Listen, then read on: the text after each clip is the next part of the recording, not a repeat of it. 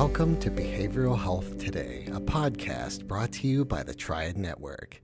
This podcast is designed to share trending topics occurring within the world and our communities and bring them a behavioral and mental health perspective. Welcome to Behavioral Health Today. I'm your host, Dr. Graham Taylor. My guest today is Tom O'Neill. Tom is a president and CEO of Cognivue Incorporated, a neuroscience company focused on cognitive health.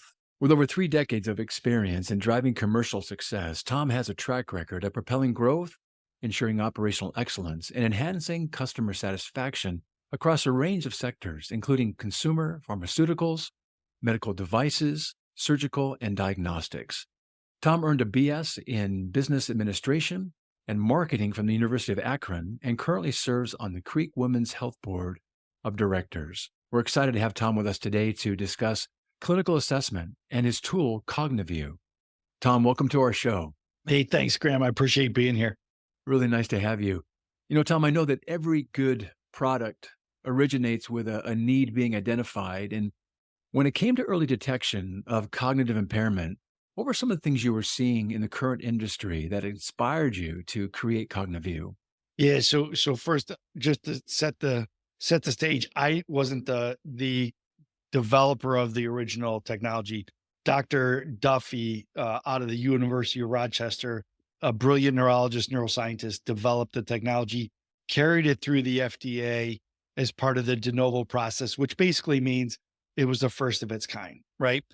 And then they ran out of funding, and that's where I came in. So a new investor came in, brought me in to commercialize the product after it had gotten through the FDA clearance process. But to answer your question, and you're probably really aware of this, but the need that it fills is cognitive testing, neuropsych testing has been paper and pencil for 30 or 40 years, which is really, if you think about it, with all the technology and where technology has gone, the fact that we're still doing what's called a MOCA, these are going to be acronyms, but MOCA or MMSE, the slums, the minicog, all of those are still question and answer. Even if they're put on an iPad, they're still question and answer. And they need somebody to administer them. They need somebody to score them. So there was a big gap. And what comes with those, Graham, is a lot of human error, variability, bias that plays a part because they are administered, because they are question and answer. So what Dr. Duffy was creating was something that is self-administered, self-scored. It's not question and answers. It's a series of 10 exercises in 10 minutes. Yeah. That uses something called adaptive psychophysics. By exercises, I mean no question and answers, but there's only one interaction for that patient with the technology. It's the Cognivue wheel. It looks like a joystick in the middle. And they're just moving a circle over the right answer. And it's adapting to that individual's performance. So that at the end, it gives you a score, an overall score and subdomain scores. We take 130,000 data points and summarize it into a really simple, easy to read report for the patient and the doctor. I would love to kind of take a little bit of a deep dive more into what the patient actually experiences, because it is a fascinating approach. You guys actually have on your website some really cool videos of people going through it. Yeah. And it gives someone a sense of what to really experience. But we'll ask kind of maybe for a verbal illustration of it in just a moment. I want to highlight though for you, I've done some neuropsych testing, and it's all pretty much paper and pencil, some performance pieces, but for the most part, it is just what you just described. And there are, there is room for various things that happen. And I think a different way to measure some things, I think, is a very needed opportunity here to give patients. But I also know that early detection, identifying the onset of cognitive decline early in one's process can be so beneficial to patients and the physicians caring for them as well. Yeah. What have you noticed about the benefits of some of the early detection on both sides, the patient side and the doctor side? So it's a great question, Graham. Here's what I'd say is it should be the fifth vital sign from our perspective. Yeah. Okay. And it isn't. And it isn't for some very specific reasons. And I say this having been in healthcare for 30 years and having worked with specialties across the array of different medical specialties, and including primary care, internal medicine. And And there's really three reasons why it's not the standard of care. Okay. It's not the standard of care. First, because our primary care and internal medicine docs, family, they get 10 minutes a patient, right? So Yeah. they don't have time. They're triaging, right? They're dealing with things like diabetes and heart issues, and they're handling those things. They're not getting to cognitive issues. So the first is time, and just it's a factory, right? They got to get through as many patients as they can, not because they're bad people, because literally the systems have set them up that way, right? The second thing is, even if they do it, right? The payers, which I always think is interesting, we call them payers because they do everything you can not to pay, right? The payers will pay the specialists, Yeah. right? The neuros, the neuropsychs, the psychs, but they won't necessarily pay primary care. It really is payer dependent. Okay. So some payers pay primary care, some payers won't. So that's the second reason. The third is, up until recently, we'll talk a little bit about this, I'm sure, but there was no medication. There was nothing, there wasn't a prescription they could write, right? So, and if you think of primary care docs, that's what they're used to, intervening and helping. That's For the, to your question, what's the benefit of early screening, early diagnosis is the modifiable risk factors: diet, exercise, lifestyle, mindfulness, hearing, vision, all these things, sleep, all these things have an impact on Right. somebody's cognitive function. And if you can adjust those, empower that patient to adjust those, they can slow the progression or stop the progression before it becomes something permanent like dementias, up to and including Alzheimer's. Part of the challenge with that is, when I talk to the doctors or when I've talked to the payers, is they'll say, "Hey, Tom, we already counsel our patients to eat right and exercise." I said, "I understand that, but let me give you a different perspective." I tell them, I say, "Listen, I didn't start watching my diet or taking my cholesterol meds till I saw my number, right? Till I saw my cholesterol number." I said, "Here, we're giving them a report, and it's an inflection point. It's a wake up call that says, 'Hey, I got something going on. I need to change my behavior.'" And by the way, the diet, exercise, lifestyle, mindfulness, all that stuff isn't a Cognivue thing. That's the CDC Healthy Brains Initiative. That's the World Health Organization. That is a number of large, very good, very smart organizations that are focused on health, that have come up with those. The Lancet and others have all validated it. But there are those modifiable risk factors. And in my mind, if doctors can empower patients through awareness of how they score with the assessment, then all of a sudden it's in the patient's hands You to bet. be able to do something about it. You bet. I think what you're saying around the numbers too, I think that makes something real Yeah. in a new way. It quantifies something, but when you see something written down or something in ink, it Yep. puts another level of reality to it that oftentimes we begin to pay more attention to. And I love that idea of early detection, early intervention. It allows that, the patient to address, like you said, modifiable risk factors, things that they can have some control over sooner, Yep. mitigate some of the things and potentially change this course of decline. And you're also suggesting that it allows a healthcare provider to develop a plan with a patient, and the caregiver, if there's someone in place. Yeah. So that if they're going to go down this journey of, let's say, a cognitive decline, it's going to be their best life in that process. There's specific codes that have been developed by the Alzheimer's Association that they advocated with CMS and got through around the care planning code, right? So it includes, it doesn't have to be the MD. It can be their NP or PA, the patient, and a caregiver. And there's some time elements to it. There's some diagnosis element to it, but Yes. that's an opportunity to do exactly what you're saying is if they've already gotten there, right, to where it is Alzheimer's or some form of dementia, then let's figure out how to help them live their best life You bet. while they're still with us, Yeah, you mentally and bet. physically. We'll be right back after word from our sponsor. Nearly 9 in 10 registered voters believe the nation faces a mental health crisis, according to a new USA Today Suffolk University poll. Americans are more concerned than ever about their mental health. Mental health first aid provides the resources and training to identify, understand, and respond to signs of mental health and substance use challenges.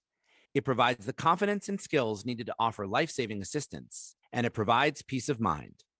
Our experts provide mental health first aid training for adults, teens, caregivers, veterans, law enforcement, EMS, and school faculty. Mental health concerns are on the rise, but evidence-based training through mental health first aid can make a difference. Visit mentalhealthfirstaid.org to find a course near you, or email hello@mentalhealthfirstaid.org to schedule a training. Courses are available for individuals, groups, organizations, and companies of all sizes. Visit mentalhealthfirstaid.org and make a difference in your community.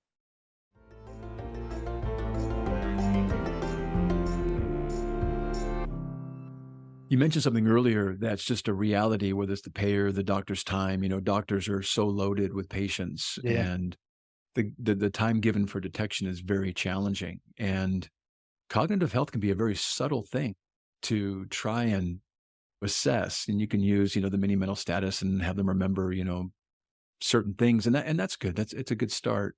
But there's so much going on in that session. I remember I gave a talk to some docs one time, and I was talking about what you say in your appointment with them, even, in 5 minutes. Basically, the research is showing, you have to go, I'm diving way back into my memory banks, but something like they're only going to hear 50% of what you say. And then they're only going to remember 50% of that 50%, by the time they leave your office. And by the time they get to their car, they're going to lose 50% of that 50%, which is 50% of the information they got at the very beginning. So there's this, decreasing amount of what you can get, and they're going to forget. They're anxious. They're coming in. They want to build a relationship with their practitioner.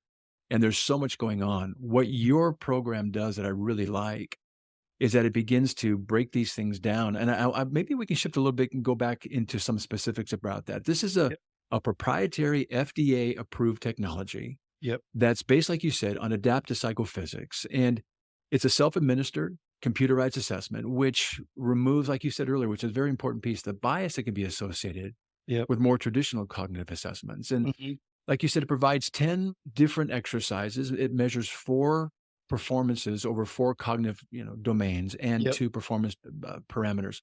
Walk us through a little bit more. The patient comes in, what they get to experience, and what do we get to see as a result of this? Yeah, absolutely. We'll answer that question. I'll also say, like the mini mental status exam, which you talked about many times, and this is what our parents, our grandparents, our aunts and uncles get really good at, is they can fake it, right? So they can fake it for 10 minutes. They can fake it for a 20-minute, 30-minute Zoom call with you, or, you can go online and find a MOCA or MMSE, and they're good at studying it so that when they go in, they can get through it, right? They develop a good short game, to get through things. Absolutely. And you can't with ours, because ours adjusts it's never the same exercises, same exercise, but different format.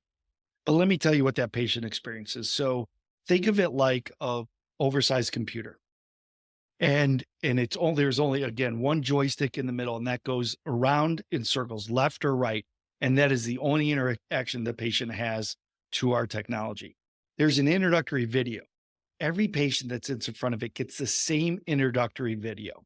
Okay. So there's no bias and no, variability in how it's delivered, right? If you have 10 people in your office, 10 staff, and all of them are delivering a MOC or MMSE or even a mini-cog, they're all going to do it differently. We wanted to remove that variability. So everybody gets the same introductory video, and then it rolls right into the 10 exercises in 10 minutes. The first 2 exercises, the first one is motor ability. The reason why we do motor ability, it adapts the rest of the subtest to your motor skills. A 15-year-old student athlete is going to be different than a 35-year-old with MS versus my parents who are 79 and maybe have arthritis, right? Or Parkinson's.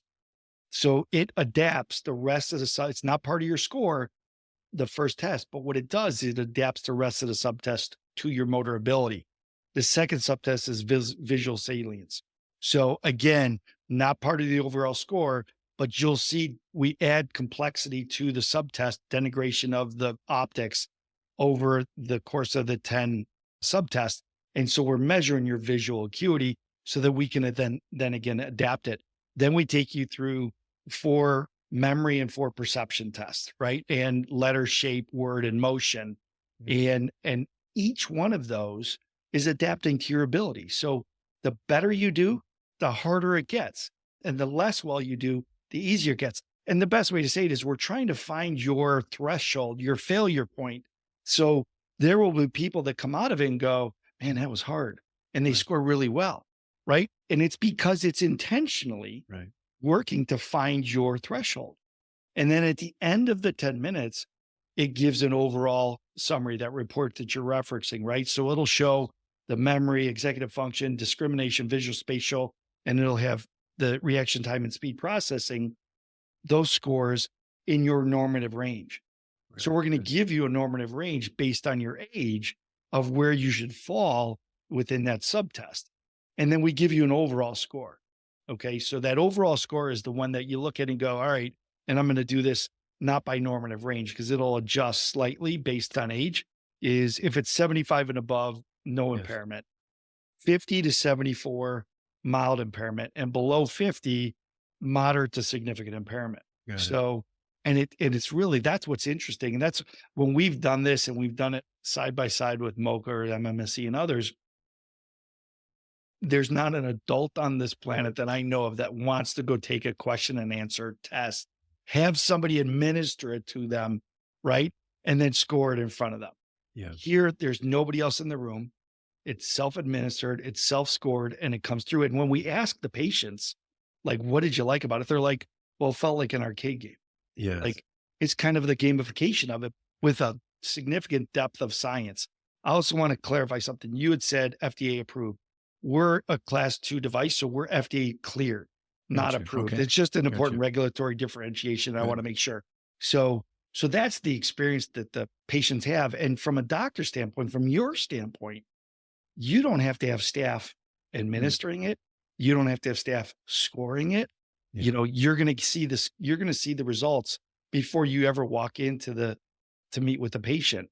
So you'll have the report, you'll have the results before you go in there and be able to figure out what your game plan is to talk to them. Kind of equivalent to the lab test that ideally gets done before the patient is seen, or Absolutely. the x-rays or the other scans that can be done, so you can make some informed decisions when you see the patient. You referenced 130,000 data points go Mhm. into the assessment, the report, the numbers. Tell us a little bit more about that part. Yeah. So if you think about it, we're measuring every 1/12 of a second. Okay. So through the 10 minutes. So remember, the first two are adjusting for motor and visual, but then every one of the subtests are measuring every 1/12 of a second and adapting the other tests to your ability. So again, the better you do, the harder each one of the subtests gets. So there are that 130,000 data points through the 10 minutes that roll up to an overall score into those subtest results. Excellent. For the doctor, Wow. we also give them a second page, which shows the tracer reports. And the tracer reports are literally a by second example of, if you think about it like a line chart, it looks almost like a cardiac chart, right? So it shows how they're doing throughout it. And you'll see if they drop off, this elicits a question from the doctor, right? Like they may see it and they may see, oh, it looks like you got to a certain point and then you dropped off. Let's talk about why that might be. Maybe it's lost attention. And this is why we try to set it up the right way so that the patient doesn't have their phone in their Yes. hand, that they're in a nice quiet room. Because if we're measuring every 1/12 of a second, say a Right. patient looks away or looks, Right. that can make a difference. You bet. Right. You bet. Do the reports come with a narrative description of what each category is suggesting for that patient specifically, so the doc has that already laid out for them? It is. So there's a third page, and that third page literally outlines each one of the subtests, Okay. definition of kind of each one of those subtests, and then the domains and what goes into those domain scores. Because we want to make sure that, listen, there's not a doctor I've ever met that wants to look like they don't have an answer when Right. the patient asks. So we try to give them everything Perfect. within those 3 pages. Perfect. This one is, again, self-administered and 10 minutes. You've also got the Cognivue Thrive device. This device, is yeah. an abbreviated Yep.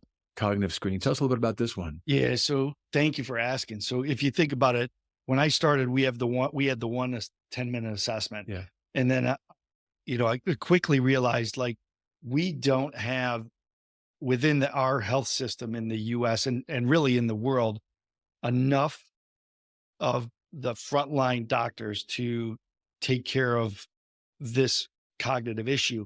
we also realized that in allied health, whether it's the audiologist, the optometrist, Yeah. and the pharmacist, there's components to that. So we wanted to build a screening tool or technology for them. So think about the Cognivue Clarity. It's a 10-minute assessment, and that's really for the MD or the neuroscientist or the neuropsych. The 5-minute screening is for the audiologist, the optometrist, the pharmacist. And the way I want you to think about it is, again, all self-administered, self-scored, all the similar, context to all of that. But as an example, we hear with our ears, but we process those sounds with our brain, right? So the most modifiable risk factor for cognitive function before it becomes Alzheimer's or dementia is hearing. So we've sold a significant number of devices into audiologists so that they can have a bigger healthcare conversation with that patient than just your hearing aids, or that you need some hearing aids, right? And so we know from that market, as an example, it takes a patient 7 years, a consumer 7 years before they go in to get their hearing checked. And it's generally because, my wife's yelling at me and telling me I got hearing issues, right? So then when I go in, let's just say it's 50% of the people actually end up walking out with hearing aids for various reasons. But when all of a sudden you can have a conversation as an audiologist, as an ENT, as a hearing information specialist, that's not just about hearing, but look at how you've scored on some significant or important cognitive components, right? And make it a bigger conversation. Now, all of a sudden, again, inflection point, right? For that patient, besides your wife, pushing you on the shoulder and go, I told you you were having memory issues because you weren't hearing me, like those are real, right?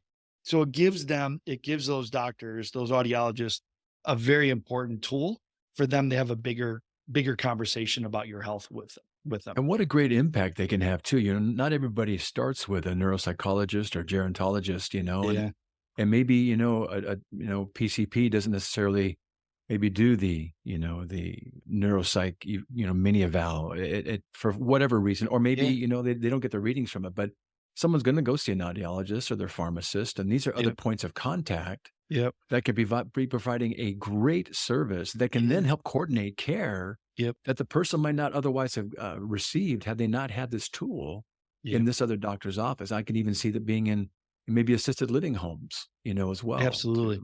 So a lot of application for this. A lot of application. And in the pharmacy, as an example, there are a number of medications that have a cognitive component to them where it'll drive some cognitive issue. It's called the Beers list, but that Beers list is something that shows, hundreds of medications that all have some type of cognitive influence, and not in a positive way, but in a challenging way. And those pharmacists work with the doctors every day. So it's a really good idea to screen there and then let your doctor take it a step further. Many times what happens with the doctor, with the annual wellness visit that, that they have at their disposal for those that are over 65, it's more of a check the box thing. And again, not because they're bad doctors, they're brilliant and they're so patient focused, but they're trying to get through their 10 minutes. So they'll do a mini cog, which is like 3 questions, which listen, this is not a Tom O'Neill saying this or Cognivue. This is the American Association of Neurologists have said the mini cog is just fraught with bias, error, and human error and variability, and it shouldn't be used. But it's what they use because there's no specifications of what the cognitive test should be. Really good. I want to go back over something, and I'm curious about this other piece. The results allow for there to be a description on page 3 that the physician gets to have some answers. Is there also in the report recommendations for post-assessment treatment and follow-up? So not specifically. What we have is what we call the Cognivue program. Okay. And that Cognivue program is a 1-page, and it does talk about those modifiable risk factors. So we don't want the patient to just walk out with nothing, whether that Cognivue comes at a pharmacist or an audiologist or optometrist or at an MD's office. We give them something. So you see the report, but they also go out and say, okay, these are the things I can do to empower myself. So they get the Cognivue program. I think when they're in the MD's office, that's up to the MD because the MD is going to look at their chart and go, all right, do we have, and by the way, many times primary care doctors are reticent to diagnose Alzheimer's or dementia. So they'll say things Right. like confusion or, Right. They'll hedge. had difficulty finding their way home. They won't diagnose it. So they'll really kind of stay away from that. And that's a challenge too, because that doesn't help get that patient the intervention that they may need. You're suggesting something here that oftentimes isn't spoken about. And, delivering bad news is a hard thing. Yeah, it is. Delivering, real news is a hard thing. And sometimes we hedge a wee bit. Well, maybe just confusion and maybe, have a tray for your keys, Yeah. and maybe develop some of these habits without maybe naming something that, if named with some numbers to back it and some descriptions around what's going on, can really help the patient develop some 100% agree with you. yeah, it's such a good and it's hard. The doctor's in a hard place sometimes. It's like, Yeah. diagnosing other things like say a cancer Yep. and cognitive decline is a huge thing here. But what's kind of benefiting the doctor as well is they are given an objective measure, Hmm. just like you would say your cholesterol is high. I don't have a hard time saying that because the numbers Right. say it. And here I Yeah. get to say, hey, you know what? We're beginning to notice some things here, but we're going to talk about what we can do early on and develop a Yeah. course and plan for your journey here that's going to help you be in control in a number of ways. But I get to share it with you based on the numbers that allow me to have a little bit of a professional space to say it without that Yep. relational piece being so difficult for me. Yeah, 100% agree. And I want you to think, and you know this, but for many of your listeners that aren't doctors, it's think of dementia this way, Alzheimer's, it's inflammation, circulation, and toxins. Right. It's not one issue, right? It's a multifaceted issue that drives that. So you and I both know vascular dementia is the biggest issue, right? That causes the most dementia. Well, if that's the case, then and you have this report, we're not going to tell you whether it's vascular dementia, but if you have vascular dementia, you have high blood pressure and you're a smoker, and now all of a sudden and you got diabetes, now there's stuff you should do. And there's this inflection point again, which is the Yeah. report. Yeah, that's really great. Well, I'm curious, what kind of feedback are you receiving from practitioners and as well as patients? Yeah. So really positive feedback, right? And Yeah. both from patients and practitioners. The thing that, and I'm an older guy, right? So I'm 55. I've been in healthcare for 30 years. What I will tell you is that, again, no matter what specialty is, getting doctors to change behavior is probably one of the bigger challenges, right? So getting them to bring a new technology in or do it differently because of those three reasons we talked about: time, getting paid for it, and then also what do they prescribe for it? I think those are still challenges. I think those are real challenges. So I think for this, most of the time, it's pushed to the neurologist, the geriatrician, the neuropsych, the neuroscientist. I think it's pushed to them. The challenge is you're probably 6 months out to getting to see a neurologist. Yeah. You're probably 9 months out to see a neuropsych, right? So it becomes this bottleneck. And sometimes that's already too late to get to that point. Yeah. As you're receiving this feedback, is there a story that stands out to you of Yeah. maybe a practitioner working with someone who was able, to be detected early in Yeah. cognitive issues and maybe the benefit of experiencing this treatment planning early on? Yeah. So it would actually happen in an audiologist office. And Oh, it was really? it was an MD that Oh. went to see the audiologist, and they scored. And no way was their age appropriate, like to what Uh, their score was. Their score was super low, like in the 30s. Okay. And the doctor that was taking the test knew there was a problem, but just didn't know what was going on. But because they got that report, they Yeah. then went to the neurologist. They then had a scan. They had a bunch of mini strokes uh, and like a year before, and just didn't know it, and now was getting treatment for it. They came back to the audiologist and said, I got to tell you, like I Yeah. would have just continued the path I was on had I not come in for hearing aids. And never would I have thought I was going to get a cognitive screening while I was in my audiologist that then would help another doctor at MD, identify and diagnose what had happened to me. Yeah, that's wonderful. I was going to ask just in follow up to that, I know we're kind of winding down in our time today, but maybe a follow up or kind of a takeaway message rather Yeah. about, practitioners considering, this kind of assessment tool in their practice, or maybe even, patients that want to have access to this in some kind of facility where they can go get some baseline measures, which allows them to have a starting point to watch some things. Yeah, I think if you're a doctor that wants to get involved, certainly you can go to our website and you will get you a device and get you up and running really quickly. If you're a patient, like go to the website, print our information off and be like, I've always told patients this, be your own best advocate. If you're not your own best advocate, then nobody's going to be. And so you're going to maybe have to really push a doctor to bring a new technology in. And by the way, I'm not even saying that you have to use Cognivue. Just drive the conversation that you want a cognitive assessment, right? So if it is the old paper and pencil and the MOCA and amendment, that's fine. That's better than nothing, and maybe starts you on the path. Now, I want it to be Cognivue, but I want you as a patient to get treated and diagnosed and treated while it's MCI before it becomes something more permanent. Yeah, really good. I appreciate that. Well, I would love our listeners to be able to learn more about you and your work with Cognivue as we follow up with today's show.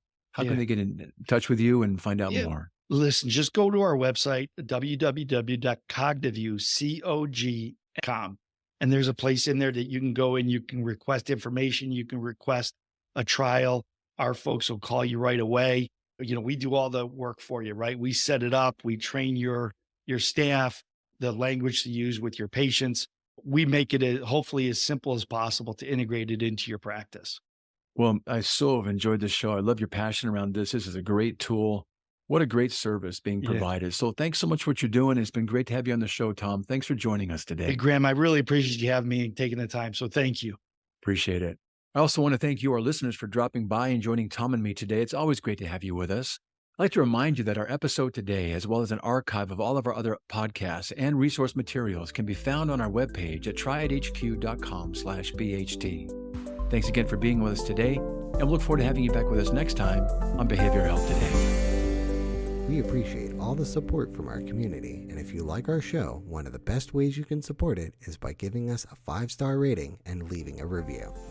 Behavioral Health Today is a podcast part of the Tribe Network, all rights reserved.